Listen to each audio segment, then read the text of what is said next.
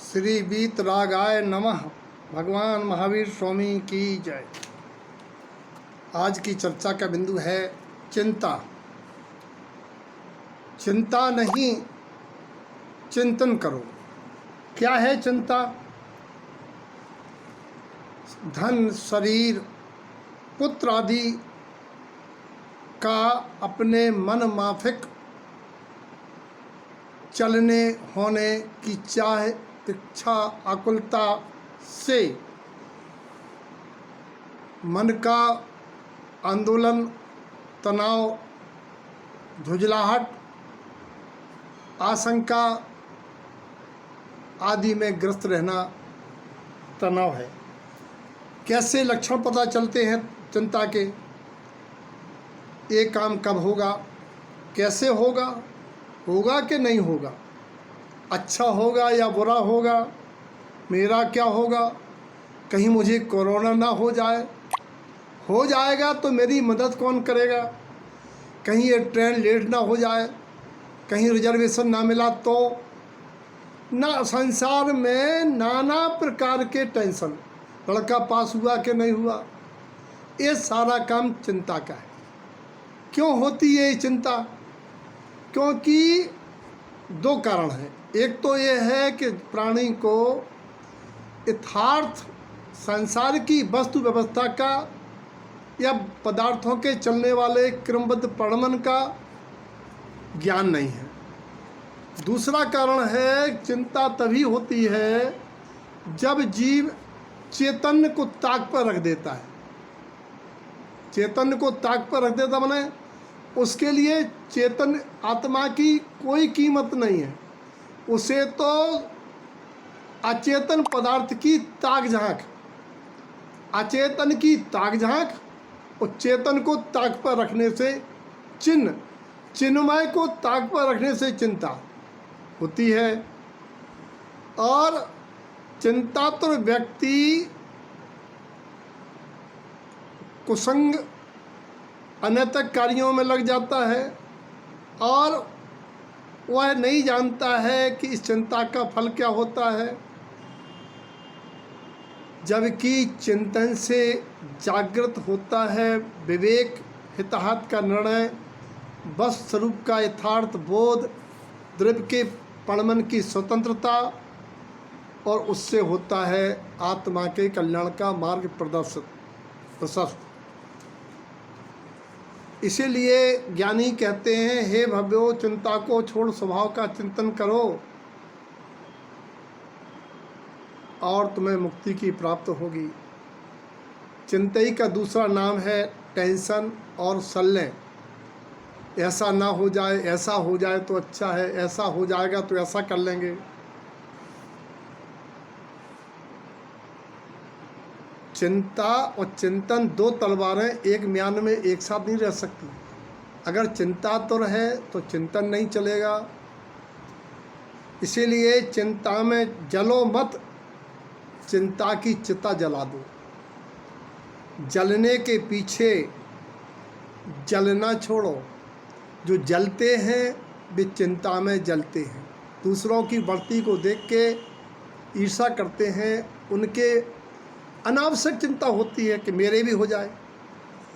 ना किसी के अभाव में जियो, ना किसी के प्रभाव में जियो। जिंदगी आपकी है, इसे मात्र अपने स्वभाव में जियो। लकड़ी जलकर राख होती है, स्वर्ण जलकर कुंदन हो जाता है। इसलिए लकड़ी नहीं, सोना बनो। क्या सोच रहे हो? काहे की चिंता कर रहे हो? तुमने अब तक क्या कर लिया और आगे तुम क्या कर लोगे? क्या तुम दुनिया में का परमन टाल पाओगे? होने वाले को टाल पाओगे? लोगों की बात करते हो, क्या कहेंगे लोग? दुनिया का सबसे बड़ा रोग जो कारण है चिंता का, जो सोच विचार में रहता है वो अपनी ताकत खोता है, चेष्टाएं थक कर रह जाती। जो होना है सो होता है। चिंता चिता से भी अधिक है घात का कारण। और चिंता से कभी होता नहीं कष्ट निवारण। चिंता को छोड़ तत्व चिंतन सहज करूं, अनुकूल प्रतिकूल में समता सदा धरूं। भूत तो भूत है, भावी एक सपना है, वर्तमान में जियो मेरे भाई, यही तो अपना है। मलिन कर्म के योग से आत्म मलिन लखात, विमल रूप चिंतन से कल मल सब धुल जात। इसीलिए हे भाइयों, पहले की गुत्थी सुलझाने की, ज्ञान अर्जन करो। बचपन अच्छा है छोड़ो, न जवानी अच्छी है, ये चिंता फिक्र छोड़ो। वृद्धापन भी इंद्रियों की शिथिलता जो साधता है सो करो। सर्वाधिक पाप बीच की अवस्था में होते हैं, इसीलिए ना बचपन और न वृद्धावस्था।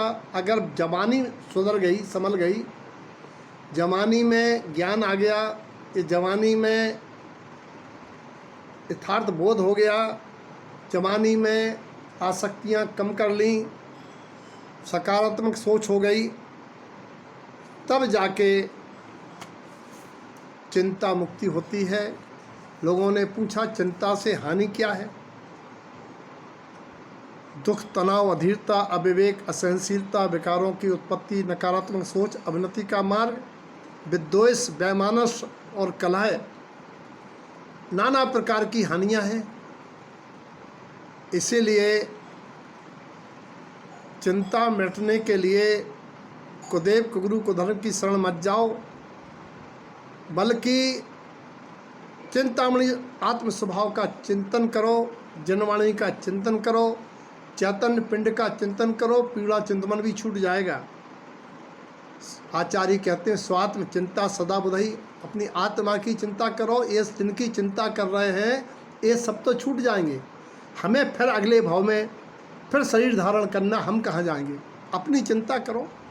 इसके मुक्ति का उपाय है कि परिस्थिति बदलना तुम्हारे वश में नहीं है, तुम तो अपनी मनस्थिति संभालो। होने वाले को टाला नहीं जा सकता, ना होने वाले को किया नहीं जा सकता। इट विल पास, ये भी चला जाएगा। इसीलिए चिंता मुक्त हो। अगर चिंता से मुक्त होना है तो पात्रों का संग ग्रहण करो, गुरुओं की सानिध्य सत्संग पाओ और पात्रों के ज्ञान से चिंता मुक्त हो। सभी चिंता मुक्त होकर आत्म स्वभाव का चिंतन कर कल्याण के मार्ग पर चलें, ऐसी मंगल भावना।